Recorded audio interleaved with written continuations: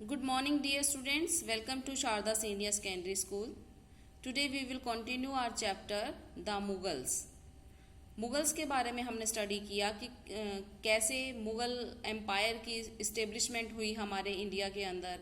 पानीपत का वॉर हुआ between Babar and Ibrahim Lodi, और इसके अंदर इब्राहिम लोदी डिफीटेड हुए और बाबर ने मुगल डायनेस्टी को इस्टेब्लिश किया हमारे इंडिया के अंदर।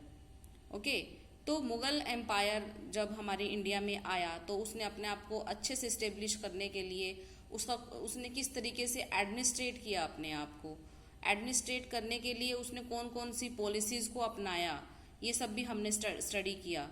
तो इसके बाद एक टर्म आती है जमींदार। ठीक है, तो जमींदार वो किसको बुलाते थे मुगल्स, और उनका रोल क्या होता था जमींदार्स का, इस क्वेश्चन के अंदर हम देखते हैं। The main source of income available to Mughal rulers was tax. देखो, इनकम का मेन सोर्स क्या था मुगल्स के लिए, वो था टैक्स। टैक्स के थ्रू ही इनकम आती थी मुगल्स के पास, और वो टैक्स किस पर होता था? On the produce of the peasantry, यानी कि जो खेती बाड़ी होती थी उनके ऊपर, जो फसलें होती थी उनके ऊपर टैक्स लगाया जाता था, और ये टैक्स ही इनकम थी मुगल एम्पायर के लिए। The most places peasants paid taxes through the rural elites, और ज़्यादातर जगहों पर ये जो टैक्स पे किया जाता था, ये पे किया जाता था थ्रू रूरल एलाइट्स, यानी कि जो गणमान्य व्यक्ति होते थे सोसाइटी के, अच्छे इफेक्टिव लोग होते थे, उनको काम दिया गया था टैक्स कलेक्शन करने का। दैट इज हेडमैन और द लोकल चीफटेन्स। ये कौन होते थे? या तो गांव के हेडमैन होते थे, जैसे आजकल सरपंच वगैरह होते हैं, या फिर चीफटेन, लोकल चीफटेन, चीफ यानी कि head.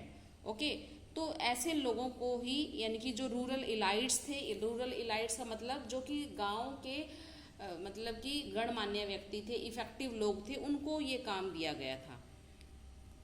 Mughal used one term जमींदार, और मुगल्स ने इनके लिए एक टर्म यूज की इनको वो जमींदार कहते थे, to describe all the intermediators, whether they were local headmen or villages or powerful chieftains। तो इन सब के लिए उन्होंने एक टर्म यूज की जमींदार। ये कौन थे? इंटरमीडिएटर, यानी कि एक माध्यम का काम करते थे किस किस के बीच में? ये मतलब जो मुगल शासक थे और जो वहाँ की जनता थी, उनके बीच में मीडिएटर का काम करते थे, उनसे टैक्स कलेक्ट करते थे और वहाँ के मुगल एम्पायर तक पहुँचाते थे, और इन्हीं को ही जिमींदार कहा गया। यानी कि जिमींदार से क्या मतलब है? जो लोग रिवेन्यू कलेक्ट करते थे, जो लोग टैक्स को कलेक्ट करते थे, चाहे वो हेडमैन थे विलेज के, चाहे वो चीफटेन थे, उनको क्या कहा गया? जिमींदार कहा गया। ओके, नेक्स्ट है how were the debates were with religious scholars important in the formation of Akbar's ideas on governance। देखो, अकबर के बारे में हमने जितना भी पढ़ा, अकबर एक मुगल सम्राट थे, मुगल किंग थे। तो कहा जाता है कि वो काफ़ी मतलब कि काइंड नेचर के थे, उदार प्रवृत्ति के एक राजा थे। तो वो सब धर्मों को, ऑल रिलीजन्स को इक्वल वैल्यू करते थे। तो वो उनको इंटरेस्ट था और धर्मों के बारे में जानने के लिए कि उनके क्या कस्टम्स हैं, क्या उनका कल्चर है, और वो ये चाहते थे कि मतलब फिर वो क्या करते थे, उन मतलब और कल्चर्स को समझने के लिए, दूसरों के रिलीजन्स को समझने के लिए वो समझ लो कि एक तरीके की पंचायत करते थे। और पंचायत कहाँ करते थे? इबादत खाना नाम की एक जगह होती थी। इबादत खाना आप समझ सकते हो कि एक तरीके का बड़ा हॉल हुआ करता था, जहाँ पर सभी धर्मों के लोग बैठते थे, और वहाँ पर एक जनरल डिस्कशन होता था। जनरल डिस्कशन होता था किन मुद्दों पर?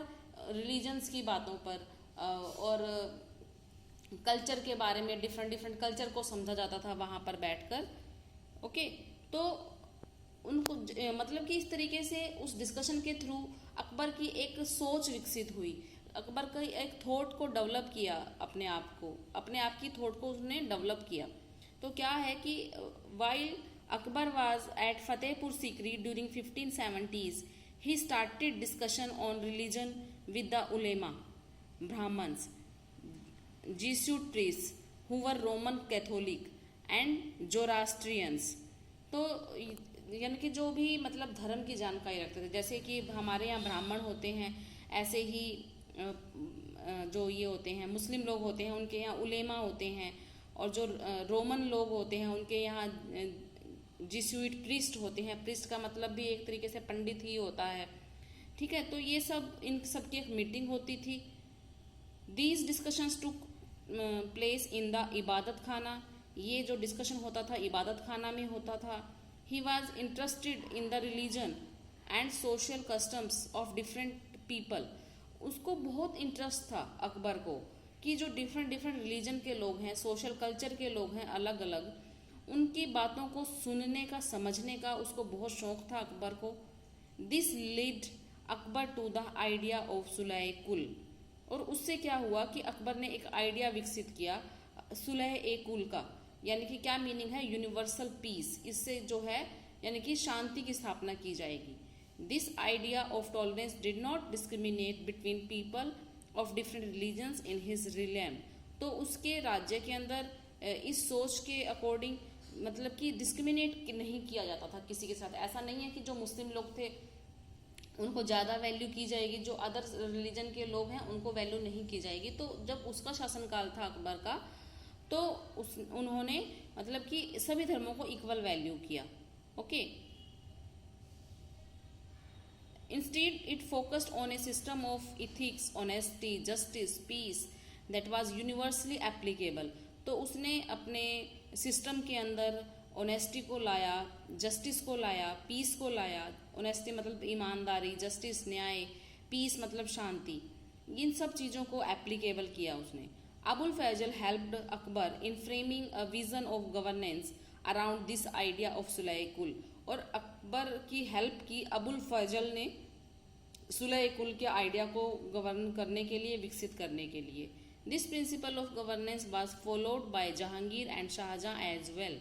और सुलह कुल के इस आइडिया को जहांगीर और शाहजहां ने भी अडॉप्ट किया। नेक्स्ट आ जाता है कि why did Mughals emphasise their Timurid and not their Mongol descent. देखो, जो मुगल्स थे वो मैटरनल साइड से मंगोल्स के डिसेंडेंट थे, यानी कि उनके वंशज थे, और मदर साइड से तिमुरिड थे, ठीक है। तो लेकिन वो तिमुरिड कहना ज़्यादा पसंद करते थे, वो मतलब कि मंगोल कहलवाना ज़्यादा पसंद नहीं करते थे। तो ऐसा क्यों था? तो Mughals did not like to be called Mongol. Mughals को पसंद नहीं था कि उनको कोई मंगोल कह के पुकारे।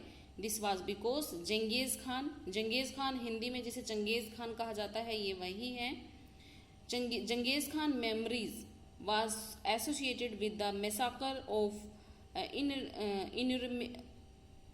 इन्यूमरेबल पीपल, क्योंकि जो मैसाकर होता है खून खराबा, ठीक है, क्योंकि जंगेज खान का नाम एक ऐसी घटना के साथ जुड़ा हुआ था, खून खराबे वाली घटना के साथ जुड़ा हुआ था, जिसमें उसने काफ़ी लोगों को मर्डर कर दिया था, मार दिया था। तो चंगेज खान का नाम इस वजह से फेमस था, ठीक है। तो वो नहीं चाहते थे कि कोई उनको मतलब ये कहे कि वो चंगेज खान के वंशज हैं, जिसने इतना खून खराबा किया, जिसने इतना मैसाकर किया। Okay, it was also linked with the Uzbeks their Mongol competitors. और वो मतलब कि ये बात उज्बेक्स की भी याद दिलाती थी, जो कि मंगोल्स के कॉम्पिटिटर्स थे। ओके, मंगोल्स जो उज्बेक्स से हारे थे। On the other hand the Mughals were proud of their Timurid ancestry.